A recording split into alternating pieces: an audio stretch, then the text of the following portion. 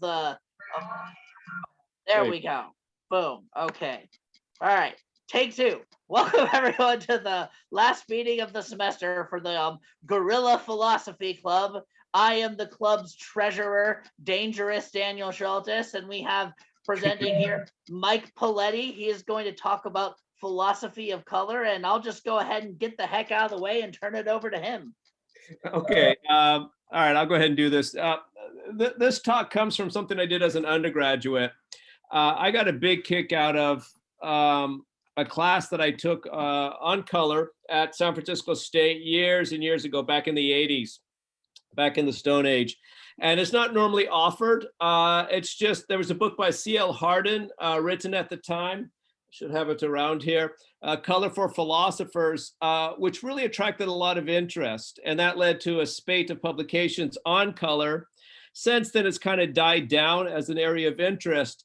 But what I found was fascinating, what people in the 80s found was fascinating, is how it made a number of choices really graphic.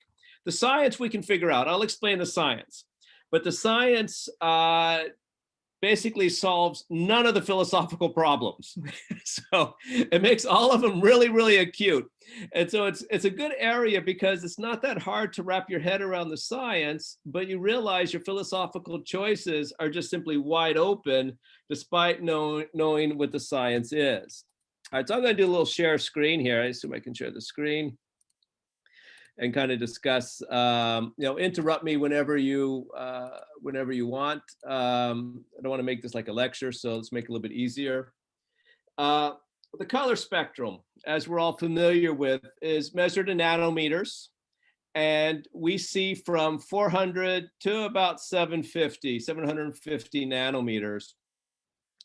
That's not the only wavelengths that are possible, and that's not the only wavelengths that are seeable. Some animals, some insects especially, go off either direction towards the infrared or towards the ultraviolet, so the low end or the high end scale.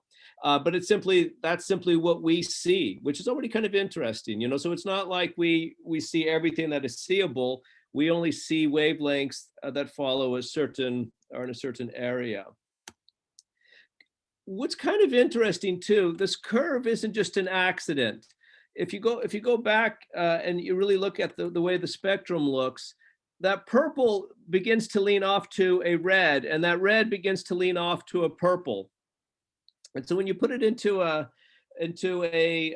circle, the circle also kind of makes sense. All right, the break is around here, and you kind of move around with the chromatic colors. All right, so it's a basic, but it's a basic a spectral reflectance curve. So I should mention that what I'm talking about. So these are the wavelengths of the photons that stimulate our eye. They're moving at these 400 to 700 nanometers, so super tiny, of course. Now there are two theories about how color arises that were debated in the 18th century, 19th century, Goethe and others. And it was curious because people noticed, for one, you could mix three different colors. You could specify any chromatic experience by just having light and dark and then mixing three colors. So that was called the trichromatic theory, defended by Goethe, the German playwright, but he was also a philosopher and a naturalist. And against that was the opponent process theory that saw colors as having a red-green channel and a yellow-blue channel. And the debate raged throughout the 19th century. The fun thing about this debate was both are right. And there's not too many cases where you don't really have a synthesis or anything, but you just really kind of go beyond both. Essentially, at the level of our receptors, our cones at the back of our eyes, we're trichromats. All right, so we have three types of cones, and by ways of combining them, subtracting or adding, we're able to basically what we think is happening, essentially. So those cones receive the information, they send it back, and then we think in the primary visual cortex, this is actually kind of mysterious, which is called Brodmann's area 17 at the back of the brain. They either add or subtract the information coming in from the cones. to begin getting our color experience going. Then it goes to the parietal lobes for the secondary visual processing. And finally, you have a percept in the front. So basically, it's the trichromats are correct for the initial experience, hence that restriction. You can describe everything by 3 because ultimately that has to be the case with 3 different types of cones. But the opponent process theory people are correct as well because our percepts are loaded into that. So you can see, notice the cone range as well. Notice how the different cone types, the SML or the beta gamma rho, and their range overlaps considerably. And, the long ones especially extend all the way out to 700. So all 3 cones are being, for example, if something comes in right around 500, all 3 cones are being stimulated. It's just a question of to what extent they're being stimulated. And some other little things to note. You don't experience, what's a reddish green? Never had a reddish green. With After Effects, it's interesting. I don't succeed in doing this. We've played with After Effects by trying to superimpose a red, green, and a red experience and a green experience with After Effects to try to combine them. And some people claim that they can see a reddish green when they do that. I've tried it and I fell.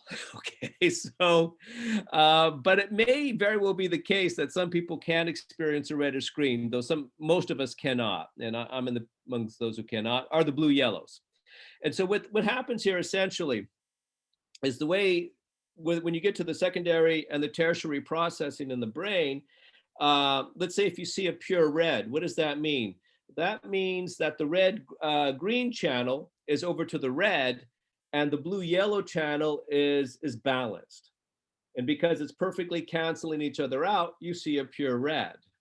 And if, likewise, if you see a pure yellow, that means the red green is balanced and you see a pure yellow. So that's the opponent processing. So you can have, a reddish blue purple, a yellowish green, as we can know, kind of a lime green, are the yellowish red, which would head off towards the orange.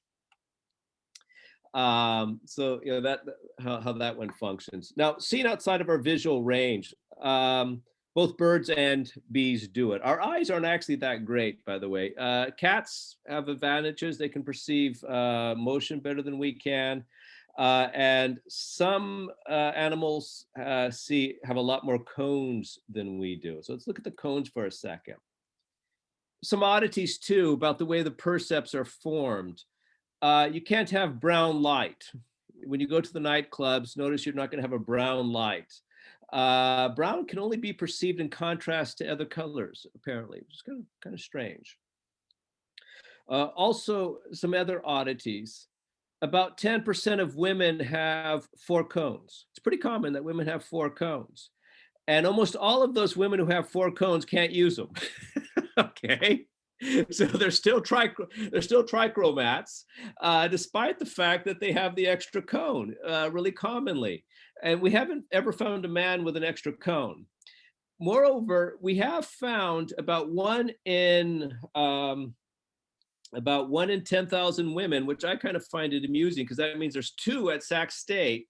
On average, there would be 2 because of 40,000 or 20,000. That would be 2 women at Sac State on average, who would be tetrachromats, but they probably don't know it. But they may pick up on it. They'd have to be tested fairly carefully. But what that means is their color experience has more distinctions. We need 4 colors to specify all of their color experiences. So most of those women have extra cones, but that information goes back to the back of the brain for the primary visual cortex, and then it's lost. Okay, it's squandered, and they have the same color experience that we do, pretty much. But others, the very rare person can actually use it and is actually experiencing more colors. Is that a future state of human evolution? It'd be tempting to think so. once we find these, what I would be tempted to do, of course, is to use those genes. For me, I mean, go into my bioethics class here and say that's something really interesting, perhaps to include in the species to pick up more colors. Again, our eyes are not that great. For the record, the reason our eyes aren't that great is we come from nocturnal species. So we have a lot of cones, I mean, a lot of rods, the light and dark, and the rods are very good at motion. Little secret, if you want to perceive motion, if you're not sure if you're seeing something move or not, do not look straight ahead, do not look straight at it. Right in front of you, you'll have a lot of cones. Cones aren't very good for motion, rods are. So turn your head a bit to the side and use your peripheral vision, and you're actually much more sensitive to motion with your peripheral vision. A little funny little secret, the way that's, so we're really good at being nocturnal creatures. We were, now we've lost it because, apes went daytime. Okay, we lost a lot of those skills. So we're kind of hybrids. We're still adapting to living during the day. But our eyes aren't as good as animals that have always lived in the daytime, and especially birds are fantastic, and some other animals. The mantis shrimp actually has the most cone types of any animal that we've found. It has 16. And they are very, very brightly colored. And the suspicion is that they actually are experiencing a world that we could not even begin to imagine. Just in their chromatic experience. They don't have much in the way of a cerebral cortex, but it'd be pretty cool. Some of the, any Professor? Go ahead, yes, please. Do we know, do we have any information as to why women can only use 3 of 4 cones? Like what causes them to be unable to use all of them? Yeah, I think it's essentially, my guess is what they're doing is that they're combining the 4 different cones, not in a way as to, you have to combine, we don't know exactly how those rare tetrachromats are combining their experiences to create the extra colors. But they would have to not be doing it in a standard way. I forgot the details exactly about the way that it's additive and subtractive. So essentially the way to get the trichromats, I'd have to look it up to get exact on it again, is you add S and M and subtract L is the kind of thing. So that's what's going on in the primary visual cortex for each spot that you actually see a patch of color, or add M and L and subtract S. I don't think there's any division going on, but there's like additions and subtractions, or add SM, ignore L. There's very simple little processes. My guess is that their processes are staying fairly simple. So they're not simply, the fact that they could, even with three cone types, we potentially could be making more distinctions. There's more than 3 ways to combine them. There would be 3 squared, there'd actually be 9 ways to combine them, but we only combine them in 3 ways. So they basically are combining them in an extra way, but with that 4th cone. I think that's what's going on with that. The last I've checked, there's not as well studied as we would think. Again, because there's just so, I mean, there's just not, there's not terribly many people who are that way, at least the last I've read, but I think it would be fun to deal with that. Again, they're experiencing colors though that we don't see. So that already is really fascinating. What about women who worked with color all their lives? Like, I'm someone who like recognized super early on that I saw, I mean, I don't know, or like I just had a different relationship with color than a lot of people around me did. And I've always painted, and I've always, worked with color, even in terms of photography and light and shadow and stuff. So do you think, maybe not, I don't know if I'm a tetrachromat or not, but if someone like me who's worked all their lives with color or has understood color, do you think they would know how to employ their 4th cone or like use it? It seems to be innate from what I've gathered. It's not something you learn. It's something you pick up as a child. You know, I wonder, maybe I should have remembered that you mentioned that, Chalet, in class, because I bet you can find online a very Hmm. simple test. Now, you know, for daltonism, we have our standard little dots of color. And if you're most of the people who are colorblind are red green colorblind. No, I mean, it's very, very rare that somebody is red, green, and yellow, blue. Okay. So we say colorblind. That's actually inaccurate. It means red, red, green colorblind. Okay. So they still see the blues and the yellows. So we simply show them a bunch of little dots, which to them, without the red, green channel working, they can't make out. They can't see. And then we discovered they're red green colorblind. I bet you can find the equivalent test online to test to see if you actually are a tetrachromat. If I had Yeah. thought about it, I would have looked it up ahead of time, because I'm kind of curious now, because we would look at it and we wouldn't be able to read the number. It would be hidden to us, but maybe you could, you know, see that. But I don't think it's a question of practice. There is, of course, whenever you have a lot of vocabulary. So if you work with colors, you develop the vocabulary, and that means your color distinctions will have a greater granularity than we normally use. But that granularity does not necessarily mean you are making more color distinctions. It just means that you're speaking about color in a more precise way, and more aware of subtle distinctions of non-basic colors than we normally are. So either way, it could be along those, but it's worth checking out, you know, and don't be disappointed if you're not. Okay. Yeah, no, I wouldn't be. Yeah. I didn't think I ever was. I just know that, like, I mean, um working with color in the sense, like, I might not have the most extensive vocabulary actually, Mhm. but I do have a working understanding of color. So if I see a color, I can make it. There, there, Uh, there's something else that goes on. Let me show you something. It's from the end, but let me go and skip ahead. There are also what we call anomalous trichromats. So a trichromat is standard. We make 3 color distinctions. Now, the way this functions is this. I haven't laid out all the science, but you have here, was it 4 curves?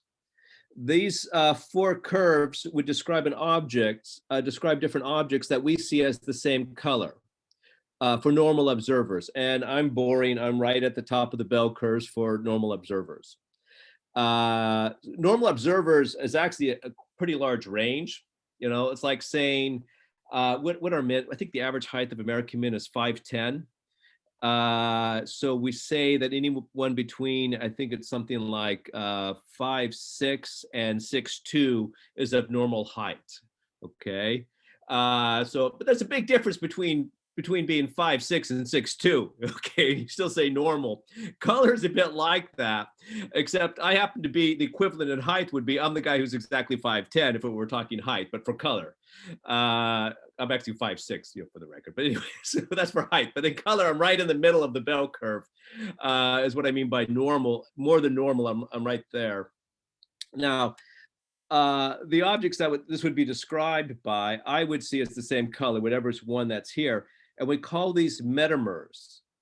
Metamers are 2 objects that appear to us to be the same color. So there's more to add to this. That appear to us to be the same color, despite the fact that their curves can be dramatically different. Look how these curves here are top to bottom are just, utterly different. And people who are anomalous trichromats, they are not in the normal range. So they make the same number of color distinctions that normal observers do, but where they make those distinctions, where those colors are located, are so radically shifted, we actually don't really know what color they're seeing at which moment. So, how do I know that you don't see as blue as what I see as green? Actually, that has an answer.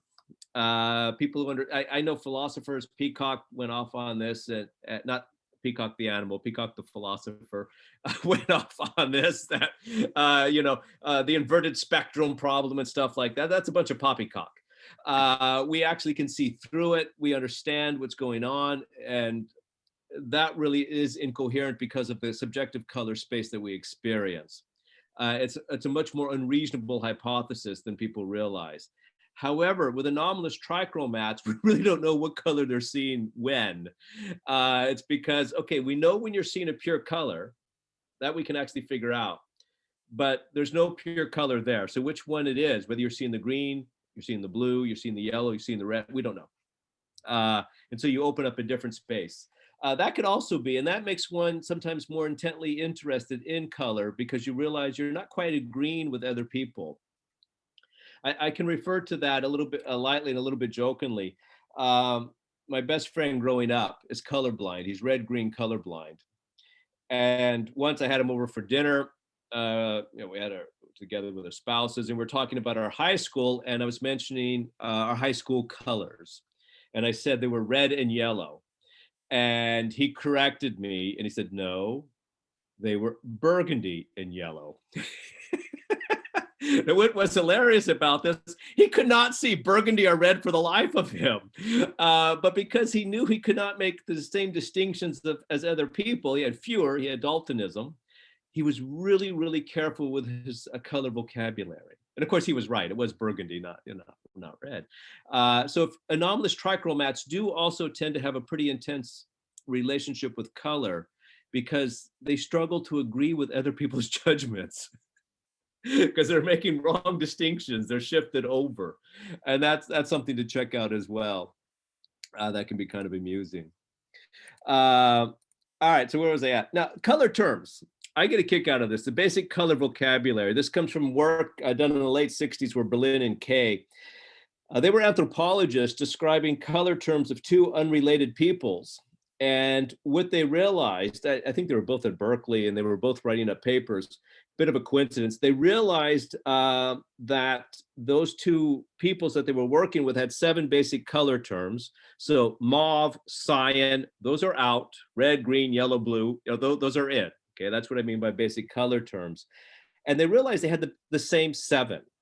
Not only did they have the same 7, but the people that they were working with, utterly unrelated, different parts of the world, would make exactly the same color distinctions. They'd call exactly the same objects this color or that color. So they realized there were some really sharp physical constraints going on to our color judgments.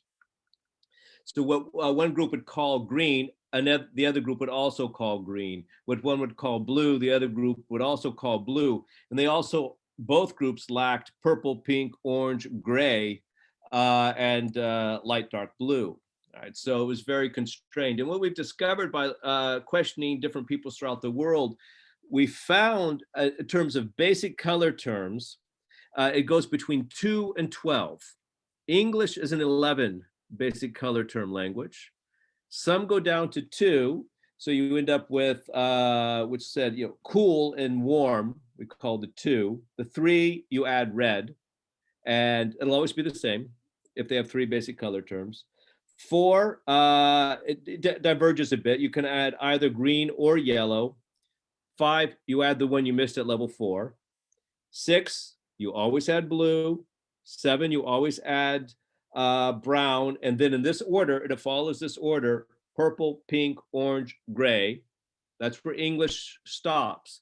Hungarian and Russian, and I think those are the 2 main ones. I'm not sure about Estonia, but I think it's Hungarian and Russian. They actually have an extra one, and that's light dark blue. They'll split off, and it's the same split. So just a few have 12 basic color terms. But again, the fact that we don't just, it's very constrained. It's an exact pattern. So you see there's something objective going on, or at least not individual to the culture or individual to the percipient, but there's something more universal going on with those judgments. Where their colors are located, like I was talking to Shaleya a moment ago, if you look here, you can see where we tend to see the basic colors and where you have space. And that's why the inverted spectrum doesn't really make any sense. Because there's like certain spaces that these colors occupy in terms of light, dark, and where we make those judgments. And where you clearly are, if you're in between them, you get into an area where there's basically nobody's there to make that judgment. This is backwards, by the way, for some reason. 400's on the right, 700 is on the left, and then it goes to light and dark, and you have the different space. You can see why orange seems to be pretty dramatic to us. There's a pretty big space between yellow and brown and red and green that orange occupies, for example. And the opposition pairs are kind of oddly placed relative to one another too, for the record. The red and green and the blue and yellow. It's kind of peculiar the way they're laid out. Now, some of the issues. One, the constancy of unique hues. We found with questions that if you ask people to find a pure red, a pure green, a pure yellow, and a pure blue, and you ask them when they're 18 to pick out a light that is one of those, and then you ask them again 20 years later, they will choose exactly the same light. So your judgment of what's a pure green, blue, yellow, or red does not change at all. On the other hand, what's a pure mauve, what's a pure cyan, okay, that'll shift. So that's what I was saying. We know where your pure colors are because you actually seem to recognize it. We seem to subjectively recognize that one of the systems, the opponent pairs processing, that one of the opponent pairs is in balance and the other's one way. And so you say, oh, I'm experiencing a pure color here. All right, and that's at a certain, when we're using individual wavelengths, people are very clear on that. But it is curious, the other ones will float a little bit over your life because they're simply not as exact. They're mixtures. Yeah, so we do know how many pure colors you have and where they're located.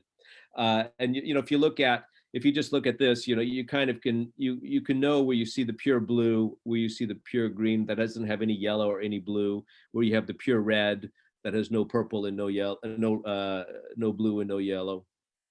You have a good sense of that. All right, so what does this leave us in terms of, well, let me go to the last two charts, then I'll come back to that. Spectral reflectance curves. So what happens, well, here, I'll show this one first. So it's really striking how different the amount of light comes in and where it tends to be most intense. A north skylight is really intense in the low area and a lot weaker as you move to higher wavelengths, longer wavelengths. In sunset, it's practically the exact opposite, really weak in terms of the low wavelengths, the short wavelengths, much higher in terms of the longer ones. And you can see how much that's different. Fluorescent light is really wacky. And that's why a lot of clothing and things like that can look really strange under fluorescent light. It doesn't fit into this. But even with these natural sunlight, it's surprisingly how different the amount of light coming in at different wavelengths is. Look at, the difference between, northern skylight and a sunset sky is really, really dramatic. And then what happens is a certain percentage of that light coming in is reflected. So, and it's typically less than 1%. So most of it is absorbed, but small percents at each wavelength is reflected. And basically that's what gives objects their color. Here you have some curves. And so if you take the one like faded jeans, that's the darkish line here. That means, it's a little bit less than 0.2% at the low end. It goes up a little bit, then it drops down, then it goes way up at the long end. And that's faded jeans that we perceive as, lightish blue. And you have the other objects. So those are spectral reflectance curves. And then the last slide, these were two spectral reflectance curves of kind of artificial objects. Most natural objects don't have wacky curves like this, but that like plastics will come out like this, and that we could perceive as the same color despite having very different curves according to the materials that went into making them. All right, now what does this leave us with in terms of the philosophy of color? It's some curious choices, really, because it's not continuous.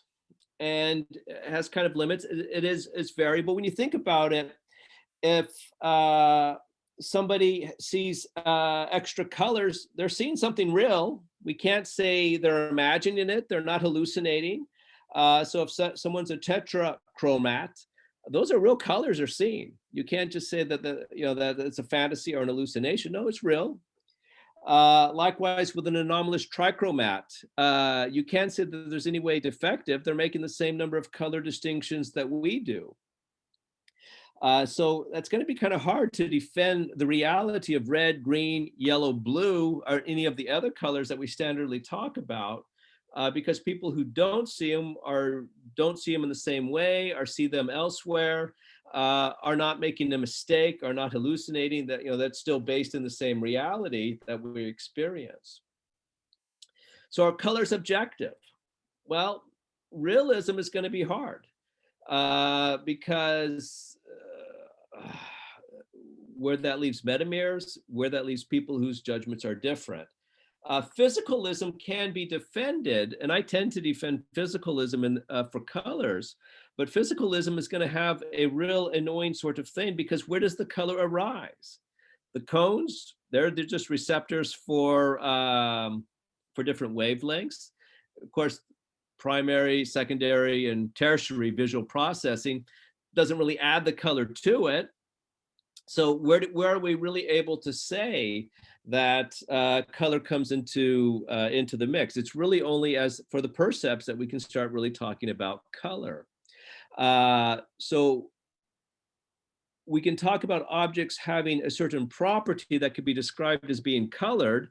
That's that property of reflecting certain wavelengths of light, but it's not very clear that we can really save red, green, yellow, blue, or any of the other colors that we talk about. In what way are they objective?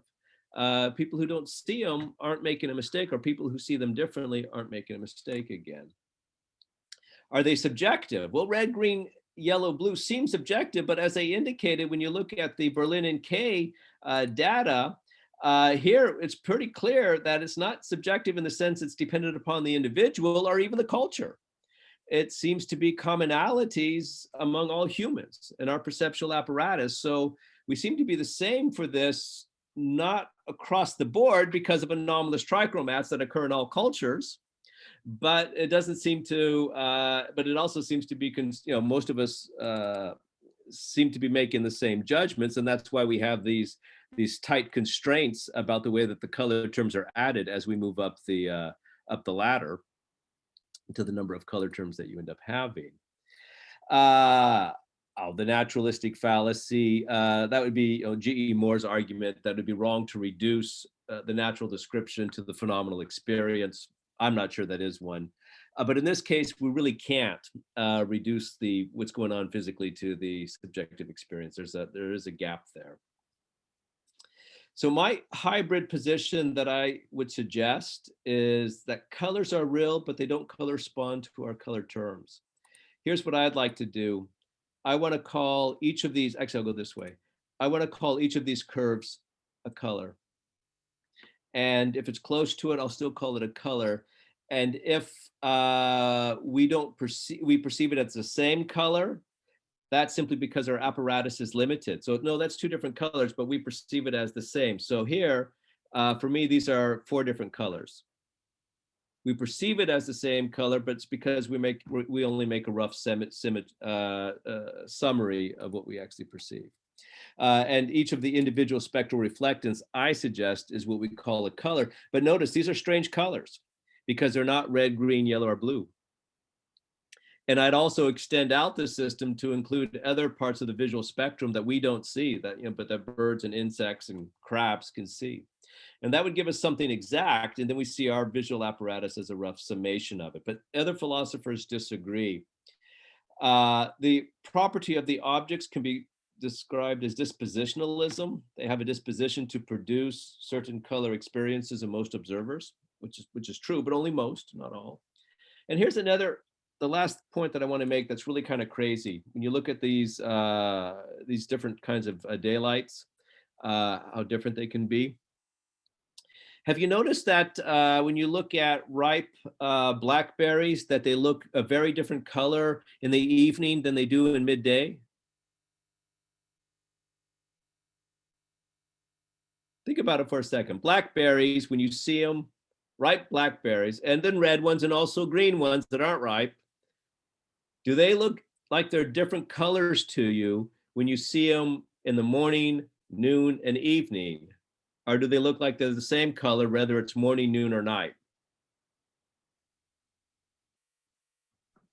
I don't know the last time that I looked at blackberries, I'll be honest. Yeah. Yeah, I was about to say the same thing. I was thinking about it and I just couldn't remember. You guys need to look at the world. Yeah. I'm just not cultured. They look the same. They look the same.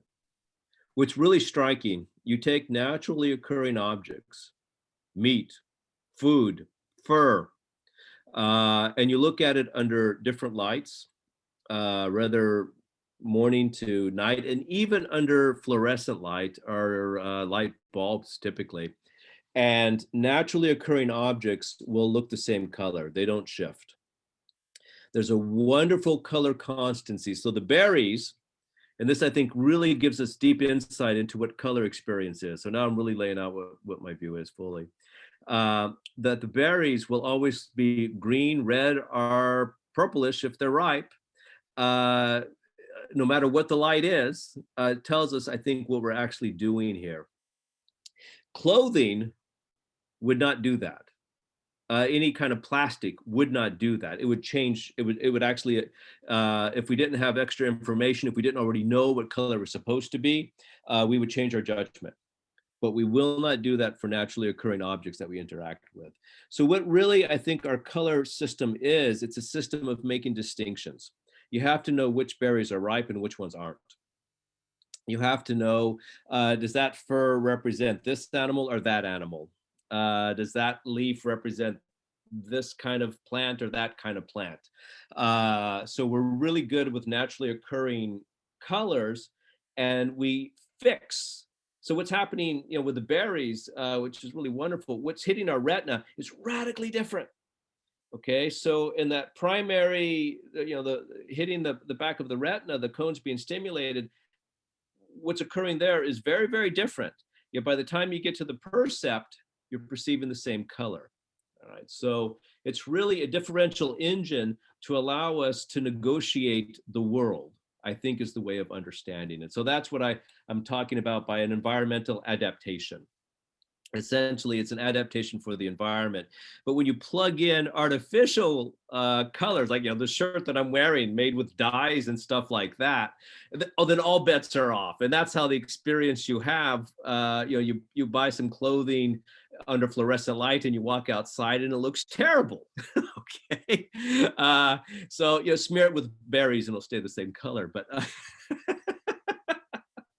bad advice. Yeah, I was gonna ask if naturally dyed cloth, like a naturally dyed cotton cloth, would do the same, because it'd stay more constant. Right, that's what I thought, because I have a lot of naturally dyed cotton clothes that have just looked consistent. Yeah, it's because they're part of that adaptation to the environment. Food is really the best. Yeah. So where we're really super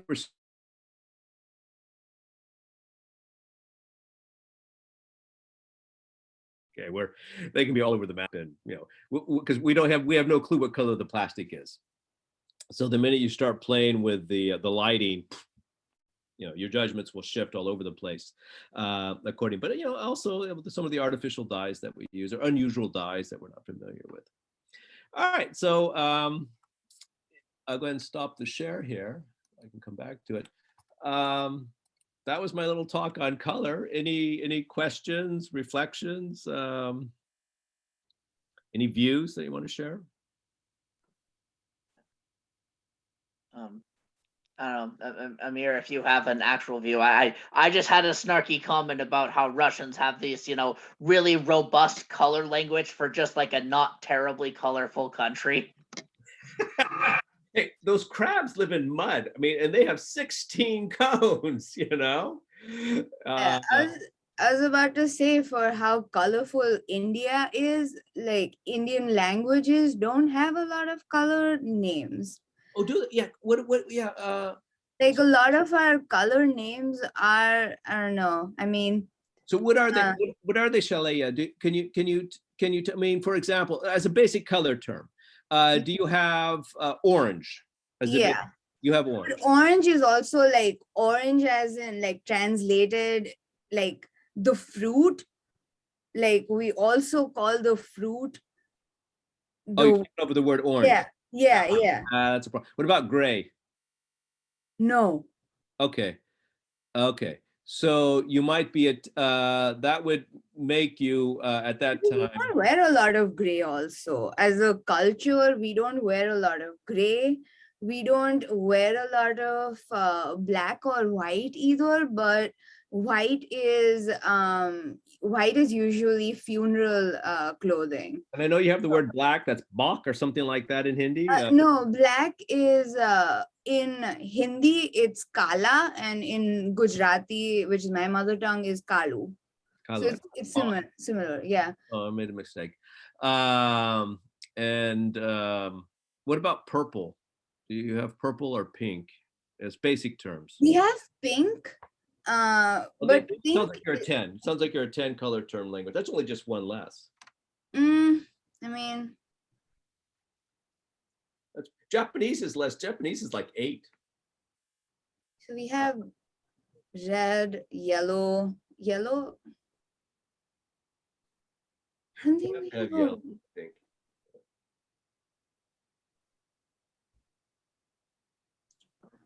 Well, Shajay is thinking over color stuff. Amir, his mic is broken, but he posted the thing in the comment. He was Oh, wondering if the same sort of notion of distinction holds true under sort of different kinds of light. Like, would a banana look the same under fluorescent light?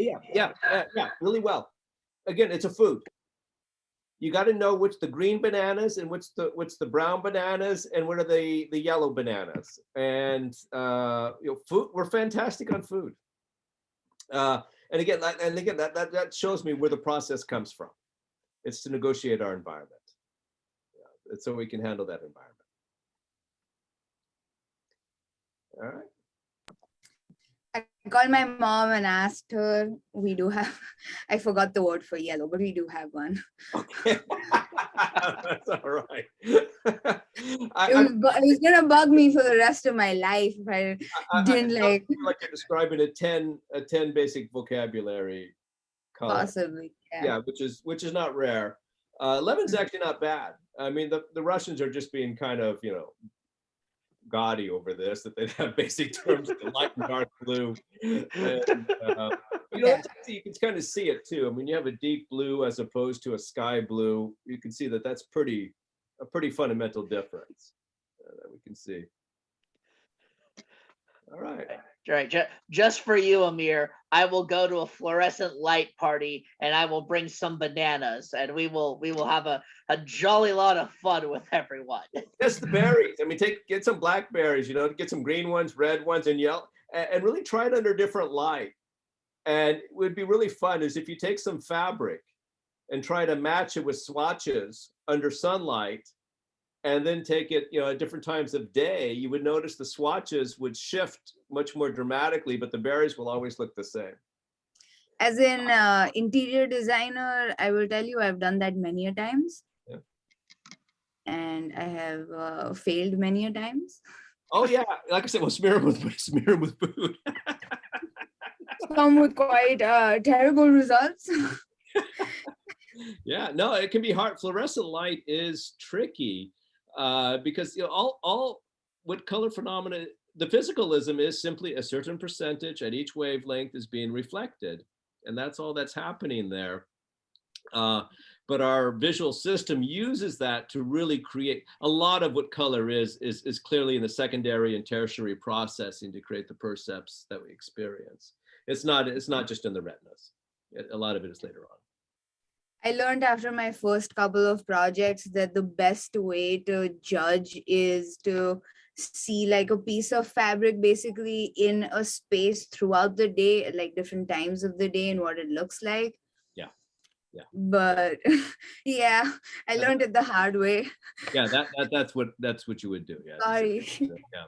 I keep pretty simple, so you don't have to beware of trying to make some sort of subtle, slight contrast, because those can really backfire. I see Mira's comment of imaginary yellow, and that's making me think of a couple different Beatles adjacent songs. I'm now imagining the imaginary yellow submarine, just a John Lennon Ringo Starr collaboration. Well, canaries and bananas will stay the same color. Well, there we go. No, because they're naturally occurring. You see, Yeah. the naturally occurring objects have wonderful constancy of the hues. Yeah, they'll stay. They really are. They're much more reliable than any of the artificial ones. Right. Also extremely fascinating how different the colors look underwater compared to what they look like on land. When I did scuba diving, Yeah. I did like a small course in scuba diving, and I learned that, and it was so cool to see that, because we caught like as a part of one of our lessons or something, and a part of dinner, they like caught some fish, and they showed us the difference of what like it looked like in the water versus what it looked like on land, and it's so different. That would It be loses so much of its color when it's up on land or like outside the water for some reason. Huh.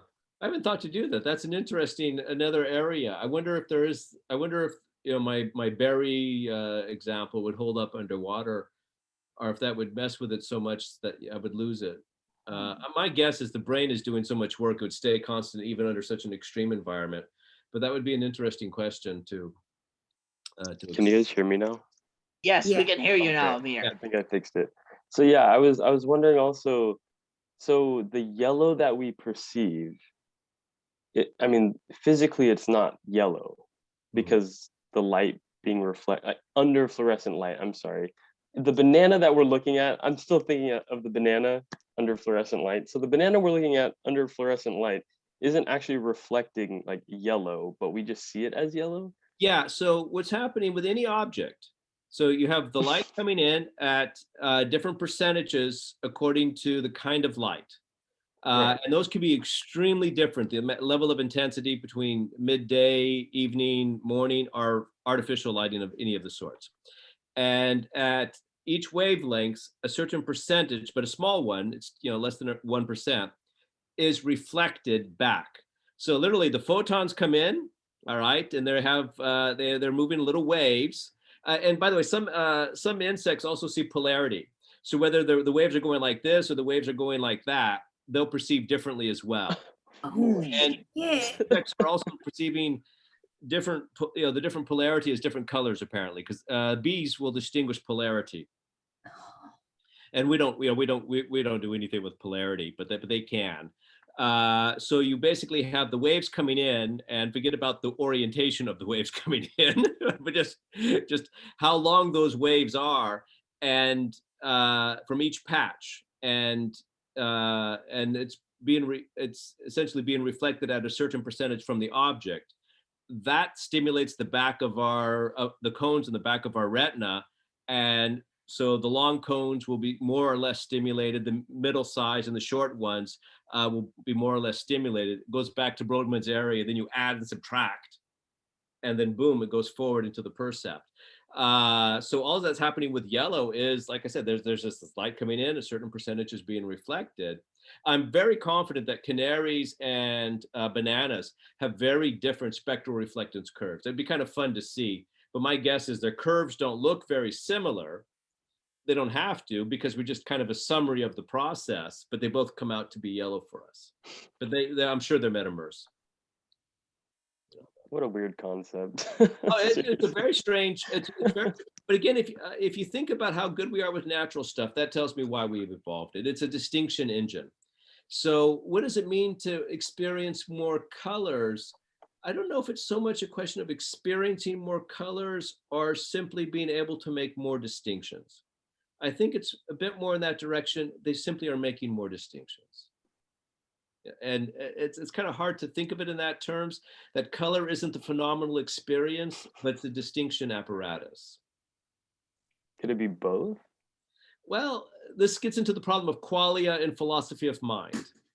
Yeah, where I tend to see this as just the distinction is what it is the whole thing, is the experience. And it's hard for me to think in that, but what about the rich phenomenal experience? Isn't that a lovely green? And what a beautiful red. And then I come back and say, well, no, it's just a distinction. But I'm not sure what to feel about it. I go back and forth on quality. When I teach philosophy of mind, that's one of those things I describe. And then it's up to you to decide. I don't know. I'll lay out the problem, and then you handle it, because it is hard. But I lean to the idea that it's just a distinction. Yeah, Kimberly, please. Yeah, Kimberly's got a hand up. Let's go, Kimberly. Woo. That just reminds me of like the colorblind, the thought experiment with the qualia. Mhm. And I just think like the phenomenal experience to see like with color, does it show that we can learn something like new, fundamental to like, the whole colorblind Mary experiment and how it's trying to see, does Mary learn? Red, white, black, yes, black, white, Mary, that whole thought experiment. Yes, right. And she knows everything. Yeah, okay, for those who don't know it, so with black and white Mary, it took me a moment. It's been a while since I've taught philosophy of mind. So with black and white Mary, she's a neuroscientist who's been placed into a black and white room. She's even painted completely black and white by evil scientists controlling her. I don't think it's quite that extreme, but I'm making it up now. And so everything she experiences is completely black and white. But she's a neuroscientist, so she's learned everything there is to know about color, except she's never seen any color. She's only seen black and white. And so the question is, what would Mary learn when she leaves her black and white room? Okay. What kind of knowledge would she gain that she doesn't have? And that's actually what I would say, is that she would learn to make new distinctions, or distinctions in a new way. I was in question, Kimberly? Yes, that answered my question, because I always wanted to know, does Mary would she learn something new? Right. That's the question that's asked. And I think it's no. I think, well, she would learn a new way of making distinctions. Thank you so much, Professor. Sure. I was. Did you have a question too? Because you turned your camera on. Did you have a question you wanted to share? Oh, no, I'm sorry. I was yelling at my cats. Oh, just okay. But you're home now, so you can turn your camera on. Not driving anymore, right? Because I don't see any cars flying by. There's no red lights behind you. So, yeah, okay. I was in Professor Carey's office hours, and we were just sort of talking kind of about just kind of the nature of philosophy in general, and he let loose that Professor Miriam has a sort of disdain for contrived thought experiments, and I sort of vehemently sort of recoiled at this, like contrived thought experiments. That's philosophy, baby. How can you dislike contrived thought experiments and be a philosopher? But just sort of right then, as you were sort of explaining this situation about black and white Mary, I'm like, okay, I get it a little bit more now.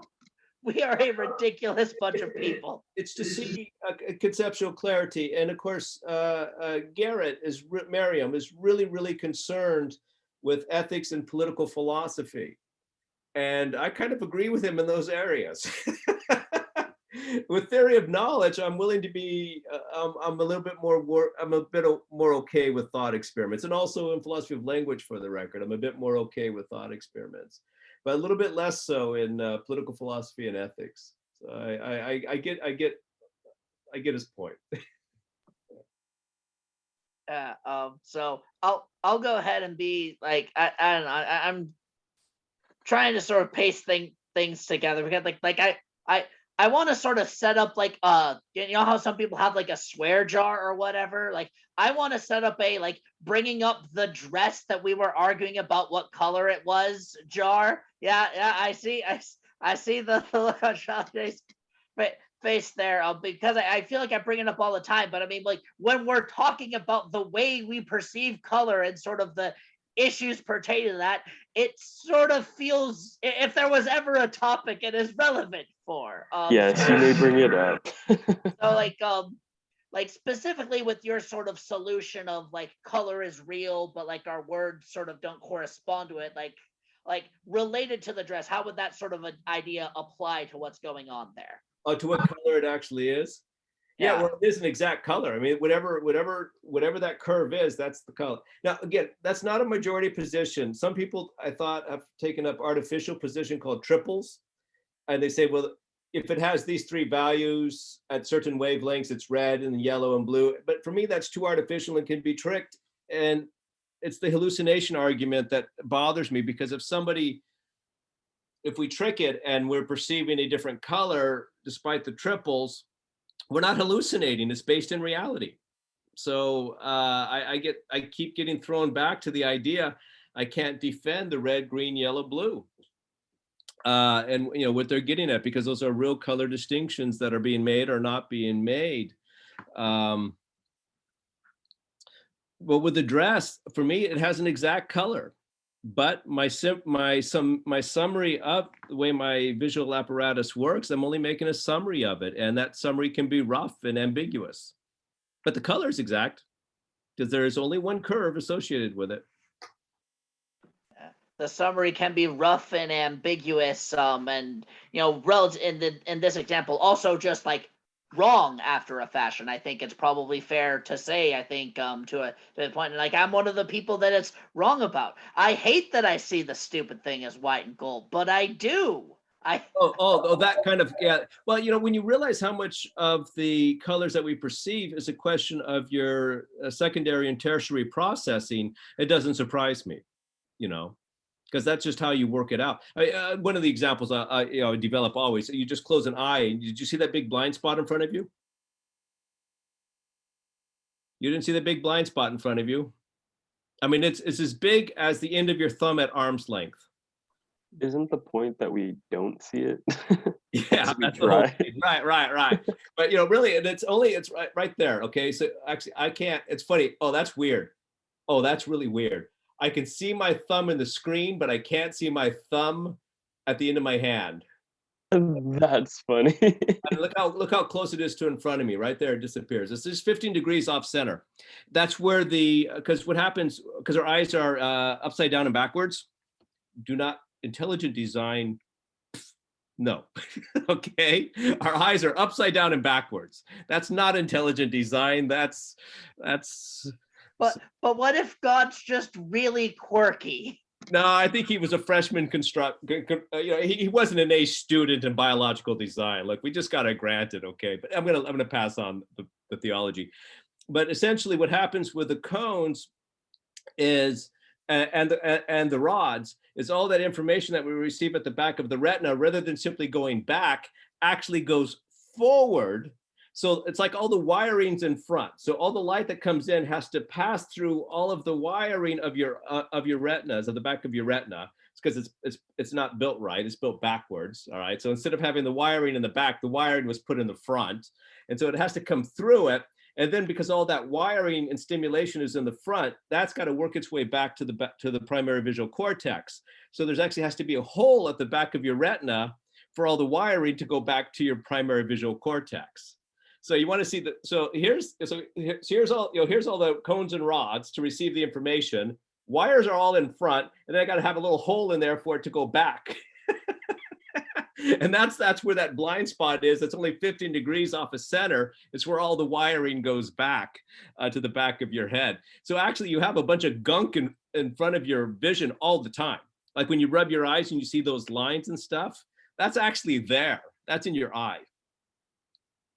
It's just all the gunk in front of the rods and cones that you don't normally see. because whatever doesn't move relative to the back of your retina, you just basically stop processing. If it doesn't move relative to the back of your retina, you don't process it. So you're seeing through a whole bunch of gunk. That is so strange. It's pretty, and it's like. So at one point, did we not ignore that? Like, not we as in this lifetime, but we as a species, not ignore all that gunk, and we're literally blind? Well, no, basically the eye is just a light sensing. I mean, eyes have evolved like 40 different times among animals, and it's just light sensitive cells. But again, you don't sit down and rationally design things with evolution. You put a patch on a patch on a patch on a patch on a patch, and so you end up with some pretty crazy solutions. But the fact that our eyes, I mean, no engineer would design an eye the way the human eye is designed. Like I said, it's, you don't put the wires in front, you fool, you put them in the back. But because it's just a patch on a patch on a patch, there's no reason for it. That's simply the way it evolved. It's the wires are in front. That could be a good objection against intelligent design. Yeah, well, anybody who has I don't have a bad back, but anybody who does have a bad back, and any mother who's had to birth a child, because there's not an intelligent design here. Because the child actually has to do a corkscrew but anyway, that's getting me onto another topic. I like to talk someday. I like to teach a class on the biological philosophy. Not the philosophy of biology, but the philosophical biology, biological philosophy, that direction. I think would be interesting. Well, Daniel and William, whenever if I talk to him later, thank you for letting me give the talk. I got a kick out of it. I hope it was kind of fun stuff. I hope it wasn't too much like a class. Oh no, this was a blast. William's coming in here with a hot take. There are a few things we can say about biology that aren't arguments against intelligent design. Well, I don't know. I might be the only theist in the room here. We might have to have you back to have these. I have told you, Daniel, you have extensor muscles on your tailbone, right? Presumably, I'm afraid I'm setting myself up for a bad punchline here. Well, no, you have a tailbone, and on your tailbone you have extensor muscles, and the extensor muscles are so you can wag your tail, just like with the cats. You said you had, I think it was Emily. You said you had cats. Yeah, they have extensor muscles, and that's why they can swap their tail around when they want. Now, we can do the same if we had a tail, but we have the muscles. We just don't use them very often, but they're there. All right. That's another little do those muscles move when we get happy? Huh? No, well, actually, if we ever, I assume somebody's going to take advantage of that one day, graft a tail on us so we can wag our tails. My God, the furries are going to take over. And on that note, I'm prepared to at least end the recording portion of this thing. Thank you, Professor Pelletti, for coming. We hope to have you back sometime. I like to go get my dinner too, because I was teaching a class out at the prisons just before this, so I'm getting kind of hungry here. All right, well, go have your dinner. Thank you very much. Thank you for all of you for listening and or watching and all this stuff. Like, comment, and subscribe. All the good things. Signing off. William, end the recording here.